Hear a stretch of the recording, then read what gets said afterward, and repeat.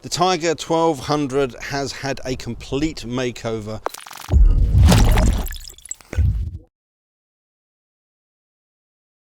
Now, of course, this bike has been around for a long time. It's taken me a while to get hold of one, so I don't want to go full gung-ho on all the stats and all the equipment as I would do normally, because there's plenty of videos out there that have already done that, and if you're interested in this bike, you're already going to know all of those numbers anyway.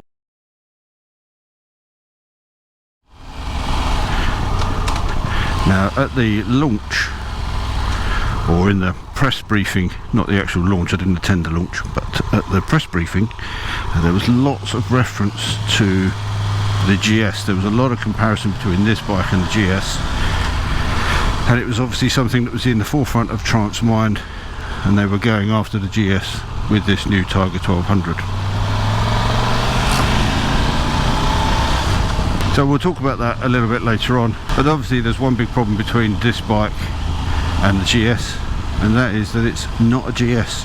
I'm not being churlish when I say that. I think there's a lot more to the GS phenomenon than just the bike. You can make a bike that is more powerful and faster than a GS and lighter than a GS with more toys on it than a GS, but it's still not a GS, and that's the thing. You're gonna pull some maybe business away, people that are looking for a big adventure bike, that don't want to go down that route. Then that's a good option to sort of go at them for that. But obviously you're not going to pull hardcore GS owners away. You've got things like the GS Trophy and all of the other stuff that surrounds it, which means it's a very hard kind of grip that they have on that adventure bike market to get hold of. But nonetheless, let's just talk about what this bike is like. And I had ridden the old 1200 Explorer. I actually liked it, but it was a big old lump, and they've done a lot to change this. Triumph are quoting 249 kilos for this Rally Pro. Interestingly, they quote it at 249 kilos with 90% of fuel in road trim. I'm not quite sure why they don't just quote it with a full tank. I suspect it's because, I don't know, maybe with a full tank of fuel it drops over that 250 kilos, and that might be a marker that they were looking at. It might be the sort of weight where people start to go, oh, it's too heavy. So quoting 249 with 90% of the fuel seems a bit odd, but that's where it is. But that is a lot lighter than the old 1200 Explorer, and to be honest, when you look at what Triumph have put into this bike, I think they would struggle to get this any lighter. They've stripped it right back. It's had a whole new design, new frame, new everything really. So to get this big 1200cc or 1160cc engine in the bike with all of the electronic suspension and the shaft drive and everything else, yeah, I think they've done well to get it at this weight. And interestingly, when I first got it and it was delivered from Triumph and I was moving it around, I was like, geez, this feels almost the same as the Explorer, humping it around. But when you get on it and you start riding it, you realise that it's a very nimble feeling bike, very manoeuvrable. Unfortunately, I've not got the best day to come out and do my filming. I've been doing some really nice riding on this bike when we've had some dry, warm weather. We've had torrential rain for quite a while now, and first problem is moving over for me, thank you. You can see there, lots of flooding.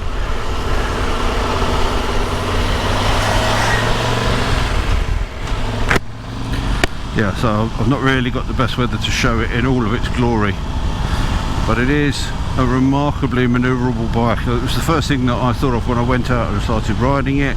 You can really lean it over in the bends. It's very flickable, feels very light when it's moving. They've done a really good job with this chassis, and the overall ergonomics are fantastic.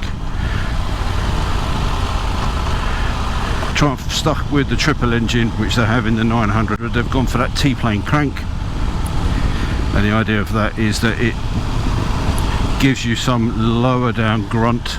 That's where the twins have the advantage. They've got that lower down torque, and of course the torque numbers on this are very high. It's a bike that does have a lot of power. I think it's 148 horsepower and I'm not quite sure, 120 newton meters of torque, something like that. I'll put the numbers on the screen, but it's not short of power at all. But Triumph, by going with this T-plane crank, and what I'm trying to do is to give you that top end that you get with the triple, but also give you a little bit of extra pull and oomph down below, and it works well. I mean, it does sound nice, it's a great sounding bike, but I think one of the trades-off is you do get a little bit of vibrations from it. I think a lot of the stuff that I see online, people really overblow that. I don't really think that this is particularly a vibey bike. There's a little bit of a buzz through the bars that I can feel, but it's no worse than a lot of other bikes that I've ridden. One thing I did notice from the engine is that there seems to almost feel like you've got a choke on. When you start it, it seems to idle quite high. Now I thought that was just something that it did whilst the engine was cold, just to give it that higher idle when it drops off. But it doesn't seem to do that. It seems to hang around, so you've got to get used to initially, you know, the bike pulling itself. When you release the clutch, it will just kind of pull itself along.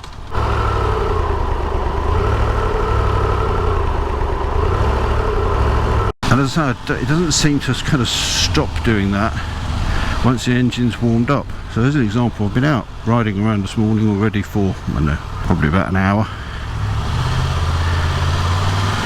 So you'd expect any sort of adjustment to the starting idle to have changed. But I'm now in second gear, no throttle, and it's powering me along quite nicely. I would expect, obviously in most other bikes, for this to stutter and stall. And you can see we're at about, I don't know, 1800 revs. Now, I'm not going to go down a conspiracy route and say that this is here to mask something. I know a couple of people, when I said I had this bike, said I'll talk about the throttle response and the stalling issue. Now I wasn't aware there was a stalling issue. I still haven't actually found much about that.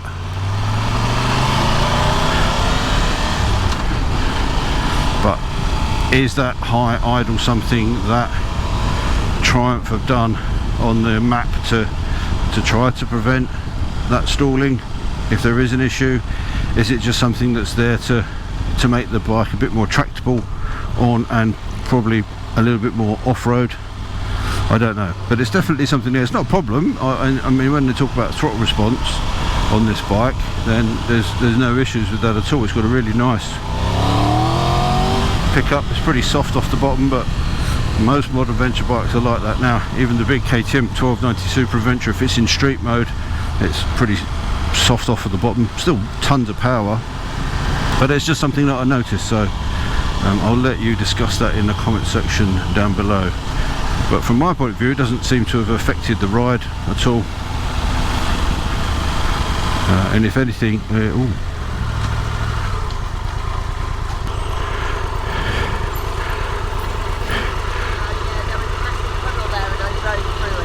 what, here? Your number plate's hanging off, did you know?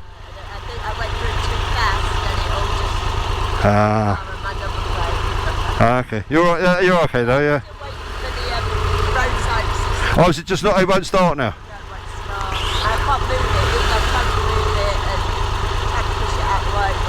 And it won't move. Oh well, fair enough. Oh, okay. All right. No worries. Take it easy. Yeah. So I said we have had a lot of rain, and we've got a bit more rain coming on now. Anyway, where was I? Yeah. So the throttle response, I don't have an issue with that. You've got that kind of high idle. You don't really notice it when you're riding. It's only at slow speed, and actually when you're crawling through traffic, which I have done a bit of when you're filtering, it's actually quite useful. But it's there, so I thought I'd mention it. Otherwise, the engine really tractable, plenty of torque, plenty of power, nice and smooth. It's a good motor. Comfort wise, I think this is where this bike really stands out. I think it's an incredibly comfortable bike. We've got nice wide bars, they're at a nice height, whether you're standing or whether you're seated. they work really well. You've got a nice big two-piece seat which is adjustable in two heights. I think it's 875 and 895, I'm not sure, I'll put the numbers on the screen. So yes, it is a tall bike, but you've got to expect that. It's got 220 millimeters of travel, and we've got big Showa 49 millimeter diameter front forks and a rear shock, which are electronically adjustable semi-active suspension, again, which works really, really well.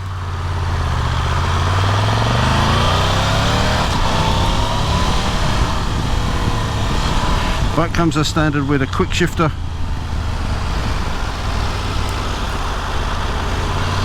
In actual fact, there's a lot of stuff that comes standard with this bike, so much so that I can't actually remember all of what it is. It's the heated grips on here with the little button that you get on all the Triumphs, which is really, really nice. Good heat from those as well. I don't need them today. It's relatively mild today, but they work really well. You've got auxiliary LED running lights, which are standard. You've got a whole host of stuff, so I'll put that on the screen so you can see what it is as I'm riding along here talking about other things. You know, things that Triumph do well, things like the screen. It's a pretty effective screen on this. I do like this screen, and it's a really simple pull, push down lever. Nothing to unclip, nothing to twist or rotate or unhook. Perfect, exactly what you need. I'm going to put that up, try to keep the rain off now because the rain is coming down a little bit more.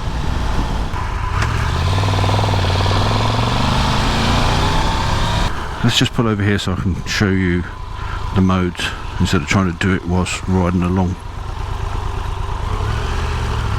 Got a dedicated button, mode button there, and there we're in road. So we've got the road ABS, the map is sport, you can go and change all of these, and your suspension is on road 5 out of 9. You've got sport mode, off-road mode, off-road pro. Now off-road pro is, it turns the ABS off, it turns the traction control off, so this is for those expert riders that really want to make the most of this bike. Then you've got a rider mode, which is where you can go in and change everything that you need to do, and of course a rain mode.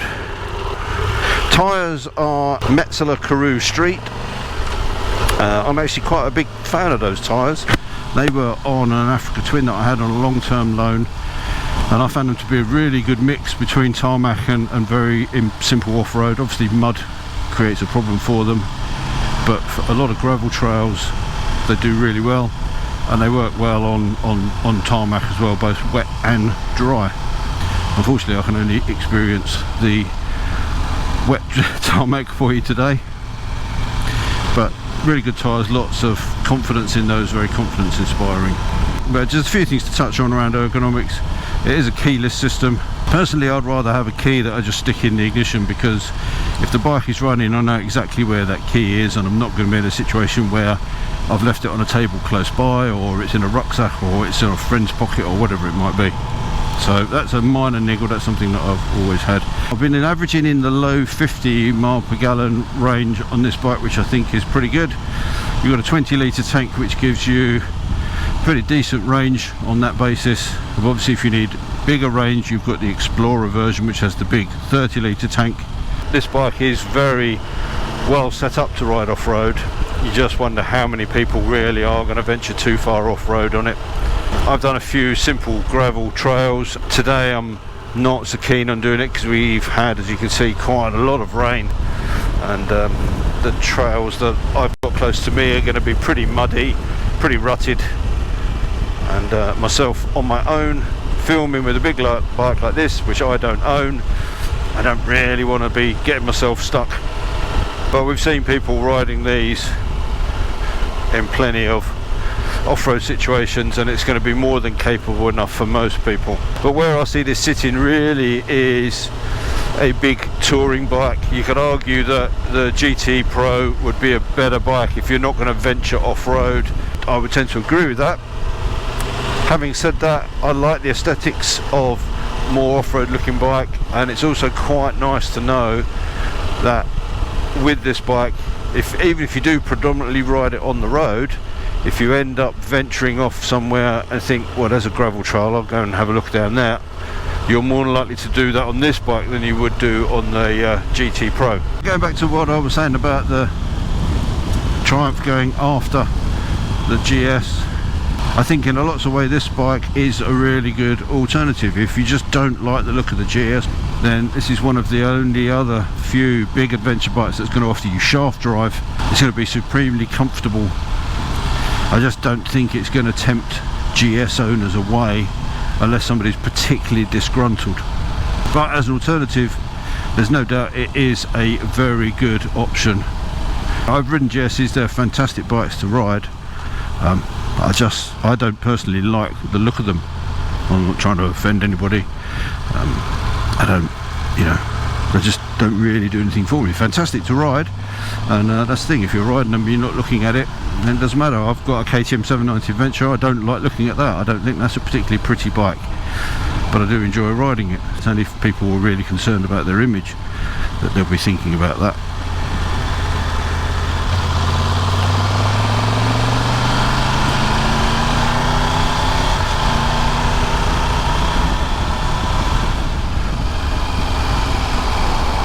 There's no doubting it's got road presence, and I know people absolutely love the look of the Tiger.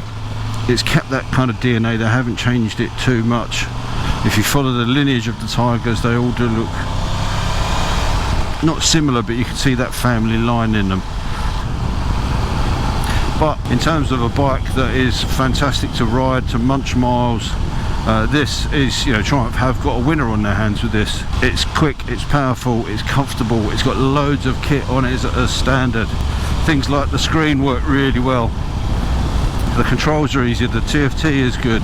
You've got things like the My connectivity on there, so you've got your turn-by-turn navigation and your music control and your GoPro control. The electronic suspension is great to have that and not have to worry about, putting luggage on and taking a passenger and getting a C-spanner out and making adjustments and all that sort of business.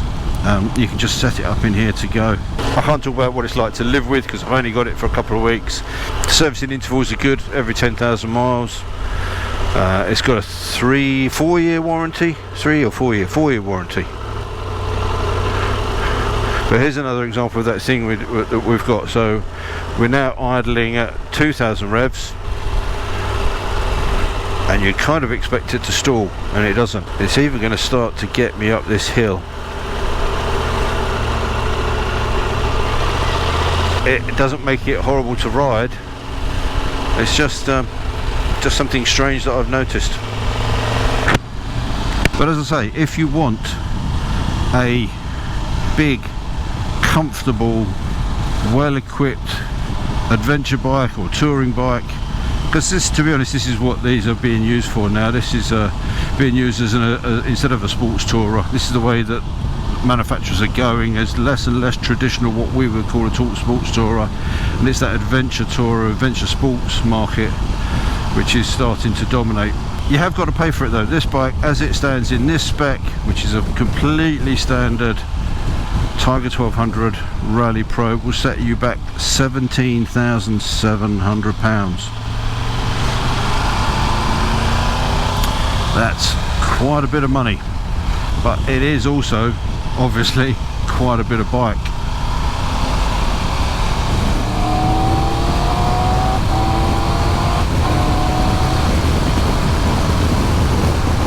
It is a bit tall, so if you are shorter of height or shorter of leg, then the GT Pro is probably going to be the one to go for. But at 5'10", 32-inch inside leg, I can kind of balls my feet with this one. It does everything supremely well. It's very comfortable, it's very accomplished, very confidence inspiring, easy to ride, whether you're riding in good conditions or poor conditions like we've got today. It's really, really nice. So if it's the sort of bike you're looking for and it's the sort of money you've got to spend, then it's definitely worth going and checking one out. As I say, will it topple the GS? Well, there's a lot more to the GS than just the bike itself. So yeah, as I've said, you can make something which is lighter, faster, more bits on it, better looking, whatever it is that you do, it's still not a GS, and that's the biggest problem. What's going on here? What the f are you doing? So it is definitely a bike that if somebody's sitting on the fence, they would tip this way. But if you want to buy into that whole GS lifestyle, then you're still going to continue to do this. But this is a very, very good adventure bike. So I think that's probably a good time for me to wrap this video up. So if you've got any questions or any observations, put those in the comments section down below. And all that leaves me to say is, until next time, thanks for watching, take care, ride safe, and I'll see you soon. Bye.